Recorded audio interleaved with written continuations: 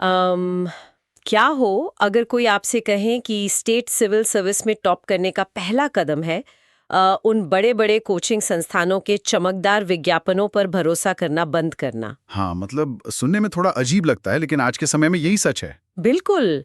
जरा सोचिए ना, एक स्टूडेंट अपने फाउंडेशन कोर्स के लिए 1.5 लाख रुपए की भारी भरकम फीस चुकाता है। 1.5 लाख रुपए? बाप रे! हाँ, और कुछ समय बाद वो खुद को दुनिया का सबसे बड़ा मूर्ख मानता है। ये वाकई किसी फिल्म के सीन जैसा लगता है। लगता है ना? लेकिन ये कोई फिल्म नहीं है, बल्कि एक सच्ची कहानी है।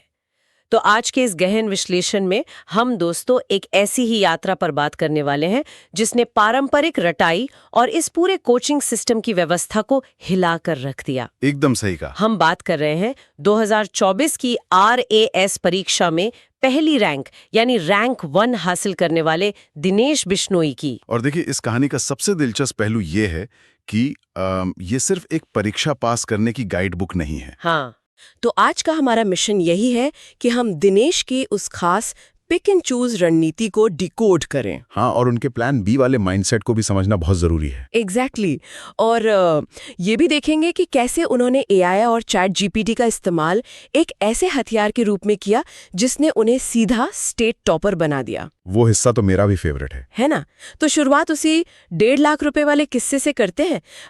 अक्सर मैंने देखा है कि जब कोई नया छात्र तैयारी के लिए बड़े शहर में आता है तो वो क्या करता है? वो सबसे महंगी, सबसे मशहूर कोचिंग में दाखला ले लेता है। हाँ, और सोचता है कि अब उसकी जिम्मेदारी खत्म। मतलब उसे लगता है कि उसने एक VIP टिकट खरीद लिया है और अब सफलता पक्की है। बिल्कुल, ये एक बहुत बड़ा भ्रम है। और दिनेश ने इस भ्रम को बहुत जल्दी तोड़ दिया था। उनका सीधा कहना है कि किसी एक कोचिंग ब्रांड के प्रति वफादारी दिखाना आपकी सबसे बड़ी गलती है। ये एक बहुत ही क्रूर लेकिन सच्ची वास्तविकता है। दिनेश ने कोचिंग इंडस्ट्री की जिस सच्चाई को उजागर किया ना, वो ये है कि कोई भी एक संस्थान सभी विषयों के लिए सर्वश्रेष्ठ नहीं हो सकता। सही बात है। मतलब ये उनका एक बिजनेस मॉडल है। संस्थान क्या करते हैं, वो 2 या 3 स्टार शिक्षकों को भारी पैकेज पर रख लेते हैं ताकि भीड़ आ सके। हाँ, ताकि बैनर पे उनकी फोटो लग सके। बिल्कुल, लेकिन बाकी के 8-10 विषय औसत शिक्षकों द्वारा ही पढ़ाए जाते हैं। इसीलिए दिनेश ने एक नया मॉडल अपनाया, वो पिक एंड चूज वाला मॉडल। हाँ, उत्कर्ष में फाउंडेशन का वो कड़वा अनुभव लेने के बाद उन्होंने स्प्रिंग बोर्ड से सिर्फ राजस्थान का भूगोल और इतिहास पढ़ा। अच्छा, सिर्फ 2 विषय? हाँ, फिर वो सिरेमिक एकेडमी गए, जहां से उन्होंने केवल मैनेजमेंट और लॉ के कॉन्सेप्ट्स क्लियर किए। अगर हम एक नाम दें तो ये द बुफे प्रिंसिपल है। The buffet principle? हाँ, मतलब जैसे किसी विशाल बुफे में हम पूरी थाली एक ही काउंटर से नहीं भरते ना। हाँ हाँ, बिल्कुल। जहाँ का स्टार्टर अच्छा है वहां से स्टार्टर लिया, जहाँ का मेन कोर्स मशहूर है वहां से वो लिया। और दिनेश ने YouTube का भी एकदम इसी बुफे की तरह इस्तेमाल किया। सही कहा। कनेक्ट सिविल्स चैनल से उन्होंने इकोनॉमी और साइंस के मुश्किल कॉन्सेप्ट समझे और कलाम कोचिंग के जो चुनिंदा नोट्स थे उनका फायदा उठाया। ये बहुत ही स्मार्ट अप्रोच है तो स्मार्ट, लेकिन यहाँ एक बहुत बड़ा पेच है। वो क्या? मैं ये सोच रही थी कि जब शहर के हर चौराहे पर, हर होर्डिंग पर एक ही टॉपर की तस्वीर 10 अलग-अलग कोचिंग संस्थानों के बैनर पर लगी हो, तो एक नया छात्र जो अभी शहर आया है वो ये कैसे पहचाने कि असल में कौन सा शिक्षक या संस्थान सही है? ये दुविधा तो हर उस छात्र के सामने आती है जो तैयारी शुरू करता है। और दिनेश ने इसका बहुत प्रैक्टिकल समाधान निकाला। क्या समाधान था? Self research. उनका फॉर्मूला बहुत सीधा है, विज्ञापनों और होर्डिंग्स को पूरी तरह से इग्नोर करें। मतलब उन्हें देखें ही मत। बिल्कुल। देखिए, होता क्या है, टॉपर्स कई बार सिर्फ मॉक इंटरव्यू देने जाते हैं किसी कोचिंग में और उनकी तस्वीरें हर जगह छप जाती हैं। हाँ, ये तो बहुत आम बात है। तो असली तरीका ये है कि किसी भी शिक्षक का कोर्स खरीदने से पहले YouTube पर उनके फ्री डेमो लेक्चर्स या पुराने वीडियो देखें। ओके। और खुद से पूछें कि क्या उस शिक्षक के पढ़ाने का तरीका, उनकी कह सकते हैं वाइब या फ्रीक्वेंसी आपके समझने की स्पीड से मैच कर रही है। मतलब वो कनेक्शन बन रहा है या नहीं? एग्जैक्टली। जो शिक्षक 10-15 साल से किसी एक विषय को जी रहे हैं ना, उनके पढ़ाने में एक गहराई होती है जो सिर्फ PPT पढ़कर पढ़ाने वालों में नहीं मिलती। ये रिसर्च छात्रों को खुद करनी होगी। ये बहुत जरूरी पॉइंट है। लेकिन एक बार जब आप ये बुफे वाली रणनीति अपना लेते हैं, अलग अलग जगह से पढ़ाई करते हैं, तो इसके लिए एक खास तरह की मेंटल फ्रीडम यानी मानसिक आजादी चाहिए होती है। बिल्कुल चाहिए। क्योंकि कोचिंग वालों के बनाए हुए सुरक्षित रास्ते से हटकर चलने का जो रिस्क है वो हर कोई नहीं उठा पाता। तो दिनेश के मामले में ये रिस्क उठाने की ताकत कहाँ से आई? इसका सीधा कनेक्शन उनके प्लान बी से जुड़ता है। अच्छा। हाँ, और ये इस पूरी कहानी का सबसे अहम मनोवैज्ञानिक पहलू है। तैयारी की दुनिया में अब एक बहुत ही घिसी-पिटी कहावत है कि 2 नाव में पैर रखने वाला डूब जाता है। हाँ, ये तो हम सबने सुना है। लेकिन दिनेश ने इस धारणा को पूरी तरह से खारिज कर दिया। उन्होंने तैयारी के शुरुआती दौर में ही पटवारी की परीक्षा पास कर ली थी।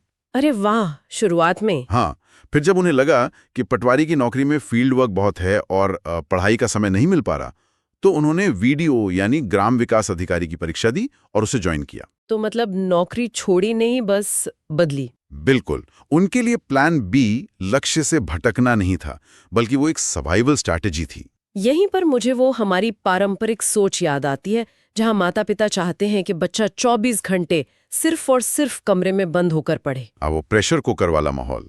एग्जैक्टली। उन्हें लगता है कि नौकरी करने से तो फोकस टूट जाएगा।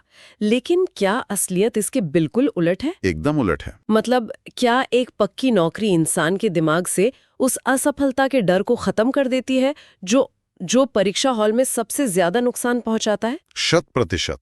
दिनेश इस बात को बहुत जोर देकर समझाते हैं कि प्लान बी की जरूरत आपके परिवार की आर्थिक स्थिति से तय होती है। सही बात है। अगर कोई एक ऐसे परिवार से आता है जहां हर महीने का खर्च चलाना एक संघर्ष है, तो सिविल सेवा की जो अनिश्चितता है ना, वो एक भयानक मानसिक दबाव बन जाती है। वो एक कॉग्निटिव लोड बन जाता है दिमाग पर। बिल्कुल। जब इंसान के पास वीडियो जैसी एक बैकअप नौकरी होती है और महीने की पहली तारीख को सैलरी अकाउंट में आती है, तो एक मैजिक होता है। क्या मैजिक? वो जो कॉग्निटिव लोड है वो अचानक से कम हो जाता है। परीक्षा हॉल में वो छात्र हताशा या डर के साथ नहीं बैठता, बल्कि गजब के कॉन्फिडेंस के साथ बैठता है। क्योंकि उसे पता होता है कि अगर आज पेपर खराब भी हुआ तो उसकी जिंदगी खत्म नहीं होने वाली। एग्जैक्टली। और ये आत्मविश्वास ही इंसान को खुलकर खेलने की आजादी देता है। इसी बात पर दिनेश ने एक और ट्रेंड पर गहरी चोट की है। कौन सा ट्रेंड? आजकल आपने देखा होगा कि 12वीं कक्षा पास करते ही या 10वीं के बाद ही बच्चों को सिविल सेवा की इस अंधी दौड़ में धकेल दिया जाता है। हाँ, वो फाउंडेशन बैचेस जो चलते हैं। बिल्कुल। इस पर दिनेश का नजरिया बहुत स्पष्ट है कि ये एक बहुत बड़ी गलती है। पर क्यों? लोग तो कहते हैं जितनी जल्दी शुरू करो उतना अच्छा। उनका तर्क इस परीक्षा के नेचर पर आधारित है। सही बात है। सिविल सेवा कोई रटने वाली परीक्षा नहीं है। ये आपकी पर्सनैलिटी और आपकी मैच्योरिटी का टेस्ट है। सही बात है। एक 16-17 साल का बच्चा जिसने दुनिया देखी ही नहीं, वो सीधे 7-8 साल की तैयारी के तनाव को कैसे झेलेगा? वो तो टूट जाएगा। बिल्कुल। दिनेश मानते हैं कि कॉलेज का जीवन जीना, अलग अलग तरह के लोगों से मिलना, डिबेट्स में हिस्सा लेना, ये सब मानसिक विकास के लिए बहुत जरूरी है। ये पॉइंट बहुत वैलिड है। क्योंकि जब आप मेंस परीक्षा में किसी सामाजिक मुद्दे पर निबंध लिखते हैं, तो वहां किसी कोचिंग के रटे हुए नोट्स काम नहीं आते, वहां आपके जीवन के अनुभव ही कागज पर उतरते हैं। तो एक तरफ नौकरी की सुरक्षा है और दूसरी तरफ समय की भारी कमी। हाँ, समय तो कम होता ही है नौकरी के साथ। तो मैं ये सोच रही थी कि एक फुल टाइम सरकारी नौकरी के साथ कोई स्टेट रैंक 1 कैसे ला सकता है? जाहिर है यहाँ सिर्फ 12-12 घंटे की रटाई तो काम नहीं आ सकती। बिल्कुल नहीं। यही एंट्री होती है स्मार्ट वर्क और तकनीक की। और इस हिस्से ने मुझे पर्सनली सबसे ज्यादा चौंकाया। मतलब एक हिंदी माध्यम का छात्र जिसके लिए अंग्रेजी का पेपर हमेशा से एक डरावना सपना रहा हो, वो एआई का इस्तेमाल करके अंग्रेजी माध्यम के छात्रों को भी पीछे छोड़ देता है। हाँ, ये तकनीक के स्मार्ट इस्तेमाल का एक बहुत ही शानदार केस स्टडी है। देखिए, आरएएस के पेपर 4 में अंग्रेजी एक बहुत बड़ा और स्कोरिंग हिस्सा है। हाँ। अक्सर हिंदी माध्यम के छात्र ग्रामर की किताबों में उलझ कर रह जाते हैं या इस पेपर से ही भागने लगते हैं। मैंने भी देखा है, वो बस पासिंग मार्क्स लाने की सोचते हैं। बिल्कुल। लेकिन दिनेश ने क्या किया? उन्होंने चैट जीपीटी को सिर्फ एक सर्च इंजन या कॉपी पेस्ट टूल की तरह इस्तेमाल नहीं किया। तो फिर कैसे किया? उन्होंने इसे अपना 24 घंटे उपलब्ध रहने वाला पर्सनल डिजिटल ट्यूटर बना लिया। ये डिजिटल ट्यूटर वाला कंसेप्ट ना थोड़ा गहराई से समझना जरूरी है, क्योंकि ज्यादातर लोग चैट जीपीटी से कहते हैं मेरे लिए ये निबंध लिख दो और फिर उसे रटने लगते हैं। हाँ, वो सबसे गलत तरीका है। तो दिनेश की अप्रोच क्या थी इसमें? उनकी अप्रोच प्रॉम्प्ट इंजीनियरिंग और एक्टिव लर्निंग पर बेस्ड थी। वो खुद हिंदी के वाक्यों को अंग्रेजी में ट्रांसलेट करते थे। खुद से? हाँ। उसके बाद वो अपने लिखे हुए अनुवाद को चैट जीपीटी में डालते और एक विशेष कमांड देते। अच्छा, क्या कमांड? वो पूछते, मेरी इस अंग्रेजी में ग्रामर की क्या गलतियां हैं, उन्हें सुधारो। और सबसे जरूरी बात, इसे एक स्टेट सिविल सर्विस परीक्षा के लेवल का बनाने के लिए इसमें उच्च स्तरीय शब्दावली, यानी सॉफिस्टिकेटेड वोकैबुलरी और बेहतर सेंटेंस स्ट्रक्चर जोड़ो। अरे वाह, मतलब वो एआई से सिर्फ सही जवाब नहीं मांग रहे थे, बल्कि ये सीख रहे थे कि एक साधारण वाक्य को एक टॉपर वाले वाक्य में कैसे बदला जाए। बिल्कुल। और ये उन्होंने 1 या 2 दिन नहीं किया, उन्होंने ये अभ्यास लगातार 6 महीने तक रोजाना 1 घंटा किया। 6 महीने तक लगातार? हाँ, इसका नतीजा ये हुआ कि अंग्रेजी के वाक्य बनाने की एक मसल मेमोरी उनके दिमाग में छप गई। जिस ट्यूटर को हायर करने के लिए शायद हजारों रुपए खर्च करने पड़ते, वो ट्यूटर उनके फोन में मुफ्त में उनकी गलतियां सुधार रहा था। तकनीक का क्या गजब का यूज है। एकदम से। लेकिन देखिए, जहां तकनीक का ये उजला पक्ष है, वहीं दिनेश ने टेलीग्राम जैसे एप्स के एक स्याह पक्ष यानी डार्क साइड पर भी बात की है। टेलीग्राम तो तैयारी करने वालों के लिए एक दो-धारी तलवार है। हाँ, एक तरफ वहां ज्ञान का भंडार है, तो दूसरी तरफ भटकाव का समंदर। टेलीग्राम पर उनका अनुभव हर छात्र के लिए एक सबक है। एक तरफ study RS with Manoj Bhamu जैसे शानदार चैनल हैं। अच्छा, मनोज भामू का चैनल? हाँ, जहां से दिनेश को इकोनॉमिक सर्वे और मैगजीन्स के हाइलाइटेड नोट्स बिल्कुल मुफ्त में मिले। इससे उनका बहुत समय बचा। ये तो अच्छी बात है। लेकिन दूसरी तरफ टेलीग्राम का एक ऐसा हिस्सा भी है जो सिर्फ आपका समय और ऊर्जा चूसता है। आप धरने प्रदर्शन वाले ग्रुप्स की बात कर रहे हैं ना? एग्जैक्टली। जहां दिन भर यही बहस चलती है कि आज परीक्षा पोस्टपोन होगी या नहीं। हाँ, राजस्थान यूनिवर्सिटी में होने वाले धरनों के लाइव अपडेट्स या कौन सी परीक्षा कब खिसकेगी, इस पर हजारों मैसेजेस आते रहते हैं। ये तो बहुत बड़ा डिस्ट्रैक्शन है। दिनेश खुद मानते हैं कि एक समय वो भी इस लत का शिकार हुए थे। ऐसे ग्रुप्स में लगातार अपडेट्स चेक करने से दिमाग को एक डोपामाइन हिट मिलता है। हाँ, वो जो एक झूठी खुशी मिलती है। बिल्कुल, लेकिन असल पढ़ाई का भारी नुकसान होता है। लेकिन यहाँ एक प्रैक्टिकल समस्या आती है। जब फोन में टेलीग्राम हो तो ये फोमो यानी फियर ऑफ मिसिंग आउट हमेशा रहता है कि कहीं कोई जरूरी पीडीएफ या अपडेट छूट न जाए। हाँ, ये डर तो रहता है। तो इंसान खुद को कैसे रोके? इसी फोमो को कंट्रोल करने के लिए दिनेश ने एक और तकनीक का सहारा लिया, फॉरेस्ट ऐप। फॉरेस्ट ऐप, ये क्या है? जब उन्हें लगा कि सोशल मीडिया और रील्स की लत उनकी पढ़ाई का समय खा रही है, तो उन्होंने इस ऐप के जरिए अपने फोन के नोटिफिकेशंस को एक तय समय के लिए पूरी तरह ब्लॉक कर दिया। वाओ! मतलब डिजिटल डिस्ट्रैक्शन नाम की बीमारी का इलाज भी उन्होंने एक डिजिटल टूल से ही निकाला। ये तो बहुत ही प्रैक्टिकल अप्रोच है। चलिए, अब हम इस विश्लेषण के सबसे भारी और महत्वपूर्ण हिस्से की तरफ बढ़ते हैं। जी बिल्कुल।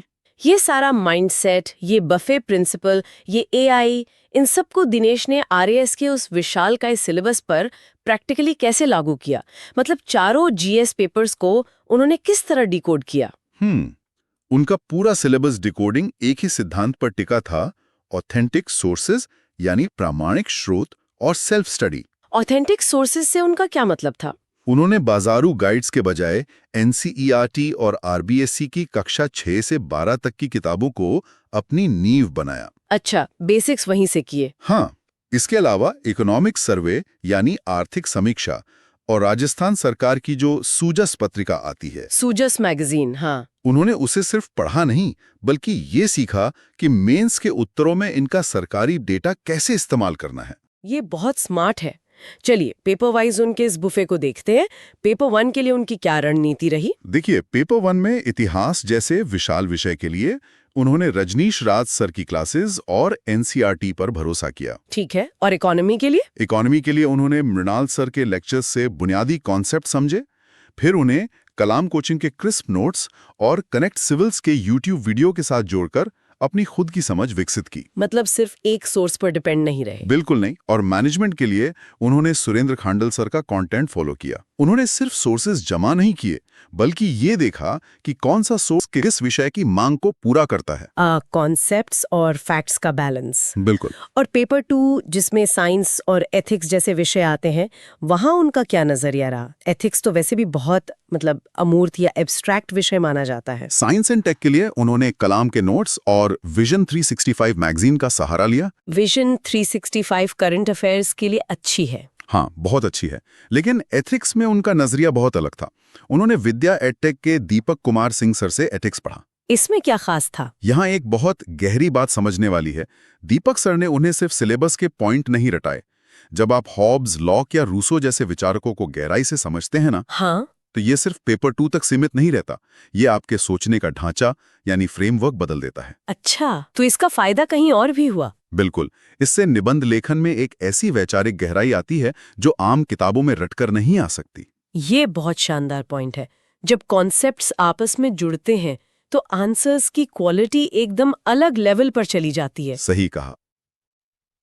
अच्छा, पेपर 3 में पब्लिक एडमिनिस्ट्रेशन यानी पबएड और पॉलिटी है, वहां क्या किया उन्होंने? पॉलिटी के लिए उन्होंने राजेश मिश्रा और राहुल चौधरी की किताब को अपना मेन सोर्स बनाया, लेकिन पब एड के लिए उन्होंने सीपी यादव की किताब का चुनाव किया। सीपी यादव ही क्यों? ये चुनाव बहुत सोच समझकर किया गया था। पब एड में छात्र अक्सर सिर्फ परिभाषाएं रटने की कोशिश करते हैं, लेकिन सीपी यादव की किताब कॉन्सेप्ट्स को प्रैक्टिकल एडमिनिस्ट्रेशन से जोड़ती है। तो इससे मेंस में फायदा होता होगा? बहुत फायदा होता है। इससे मेंस में केस स्टडी हल करना आसान हो जाता है। और बिहेवियर वाले हिस्से के लिए उन्होंने किताबों से हटकर शॉर्ट साइकोलॉजी नाम का यूट्यूब चैनल का सहारा लिया। वाह, हर जगह बुफे। और अंत में पेपर 4 जो रैंक डिसाइडर माना जाता है। अंग्रेजी के लिए तो हमने बात की कि उन्होंने चैट जीपीटी और एचपी श्रीमाल सर के यूट्यूब लेक्चर्स का जादू चलाया, लेकिन हिंदी व्याकरण के लिए क्या किया? हिंदी व्याकरण के लिए उन्होंने के आर मैया सर की प्रामाणिक किताब पढ़ी। वो तो काफी स्टैंडर्ड बुक है ना? लेकिन सबसे महत्वपूर्ण बात, उन्होंने राजेंद्र लांबा सर के पुराने प्रश्न पत्रों यानी पीवाईक्यूज को हल करने पर सबसे अधिक जोर दिया। मतलब सिर्फ थियोरी नहीं पढ़ी? नहीं, कोई भी टॉपर आपको यही बताएगा कि व्याकरण सिर्फ पढ़ने से नहीं, बल्कि पिछले सालों के पैटर्न को समझने और लगातार प्रैक्टिस करने से ही सुधरती है। यहाँ पर ना मुझे थोड़ा रुक कर इस पूरी रणनीति को मतलब चुनौती देने का मन कर रहा है। बताइए, क्या डाउट है? देखिए, सुनने में बहुत अच्छा लगता है कि इतिहास यहाँ से पढ़ लिया, पब एड वहाँ से पढ़ लिया और एथिक्स कहीं और से। हाँ, लेकिन जरा एक आम छात्र के नजरिए से सोचिए, इतनी सारी अलग अलग किताबें, दर्जनों शिक्षकों की यूट्यूब वीडियोस और टेलीग्राम पर रोज गिरती हुई सैकड़ों पीडीएफ फाइल्स, हाँ। क्या ये सब मिलकर एक ऐसा कबाड़ मतलब एक ऐसा क्लटर नहीं बन जाएगा जो रिवीजन के समय इंसान का सिरदर्द बन जाए? उस भारी भरकम सिलेबस के बीच इस इंफॉर्मेशन ओवरलोड को कैसे संभाला जाए? ये डर पूरी तरह से वाजिब है, और जो भी छात्र ये पिक एंड चूज रणनीति अपनाता है वो सबसे पहले इसी जाल में फंसता है। तो दिनेश ने इससे बचने के लिए क्या किया? दिनेश ने खुद इस खतरे को पहचाना और इसके लिए एक बहुत ही सख्त नियम बनाया। कौन सा नियम? इस नियम को हम द एंटी होर्डिंग रूल कह सकते हैं। Anti hoarding? हाँ, उनका साफ निर्देश है कि किसी भी छात्र को बाजार जाकर एक साथ सारी किताबें, सारे नोट्स और सारी टेस्ट सीरीज खरीद कर नहीं लानी चाहिए। तो इसका प्रैक्टिकल तरीका क्या है? जब बाजार में नई नई सामग्री आ रही हो तो खुद को कोई कैसे रोके? तरीका यह है कि एक बार में केवल 1 या 2 विषयों का मटेरियल ही अपनी स्टडी टेबल पर लाएं। सिर्फ 1 या 2? बिल्कुल। मान लीजिए आपने पॉलिटी और इकोनॉमी चुना है, तो जब तक आप उन दोनों विषयों को पढ़ न लें, समझ न लें, तब तक किसी तीसरे विषय की किताब की तरफ देखे भी मत। ये तो बहुत मुश्किल सेल्फ कंट्रोल है। मुश्किल है, लेकिन जरूरी है। अगर एक साथ 10 विषयों का ढेर टेबल पर लग जाएगा ना, तो पढ़ाई शुरू होने से पहले ही दिमाग थक जाएगा। सही बात है। और इस नियम का दूसरा सबसे अहम हिस्सा है शॉर्ट नोट्स। वही पुराने खुद के हाथ से लिखे हुए नोट्स। बिल्कुल। आप चाहे YouTube से पढ़ें, PDF से पढ़ें या किसी भारी भरकम किताब से, अंत में उस पूरी जानकारी को अपने हाथ से लिखे हुए कुछ पन्नों के शॉर्ट नोट्स में समेटना ही होगा। क्योंकि आखिरी टाइम पे वही काम आते हैं। एग्जैक्टली। परीक्षा से ठीक 2 दिन पहले आपके पास अलग अलग कोचिंग के बंडल खंगालने का समय नहीं होता। उस वक्त सिर्फ आपके वो क्यूरेट किए हुए अपने हाथ के लिखे पन्ने ही काम आते हैं। मतलब इस बूफे में से आपको अपनी खुद की एक छोटी सी पौष्टिक थाली बनानी है जिसे आप आराम से पचा सकें। बहुत सही उदाहरण दिया आपने। तो अगर इस पूरे विश्लेषण का निचोड़ निकाला जाए दोस्तों, तो ये साफ है कि दिनेश बिश्नोई की रैंक 1 महज किस्मत या किसी एक महंगी कोचिंग का नतीजा नहीं है। बिल्कुल नहीं। ये सफलता इस बात का पक्का प्रमाण है कि आज के डिजिटल युग में संसाधनों का सही चयन और क्रिटिकल थिंकिंग मतलब आलोचनात्मक सोच किसी भी महंगी फीस से ज्यादा ताकतवर है। एकदम सही। एक सामान्य पृष्ठभूमि का छात्र जिसके पास एक छोटी सी नौकरी है, वो सिर्फ अपने स्मार्टफोन, सही रणनीति और अनुशासन के बल पर सिस्टम को मात दे सकता है। ये वाकई एक बेहद प्रेरणादायक और आंखें खोल देने वाली चर्चा रही। दिनेश की कहानी ये साबित करती है कि आपको किसी की बनी बनाई सड़क पर चलने की जरूरत नहीं है। हाँ, अपना रास्ता खुद बनाइए। बिल्कुल। अगर आपके पास अपना कंपास है तो आप खुद का रास्ता बना सकते हैं। तो दोस्तों, इस गहन विश्लेषण को खत्म करते हुए हम आपके सामने एक ऐसा विचार रखना चाहते हैं जो शायद आपको सोचने पर मजबूर कर दे। वो क्या? हमने अभी देखा कि कैसे दिनेश ने चैट जीपीटी जैसे एक एआई टूल का इस्तेमाल करके अंग्रेजी में महारत हासिल की और स्टेट टॉपर बन गए। हाँ, वो भी बिना किसी महंगी फीस के। जरा सोचिए, अगर आज एक साधारण एआई टूल ये कर सकता है, तो अगले 5 सालों में जब एआई और भी अधिक विकसित हो जाएगा, तब शिक्षा का स्वरूप क्या होगा? ये तो बहुत बड़ा सवाल है। है ना? क्या ये तकनीक उन कोचिंग माफियाओं के एकाधिकार को पूरी तरह से ध्वस्त नहीं कर देगी? मुझे तो लगता है बिल्कुल कर देगी। क्या वो दिन दूर है जब भारत के हर गांव, हर छोटी सी ढाणी के छात्र की जेब में उसका अपना दुनिया का सबसे बेहतरीन पर्सनल एआई गुरु होगा, जो बिना किसी फीस के उसे सफलता के शिखर तक ले जाएगा? ये एक बहुत ही पावरफुल विचार है। इस विचार पर जरूर मनन कीजिएगा दोस्तों। सीखते रहिए, सवाल पूछते रहिए और अपना रास्ता खुद बनाते रहिए।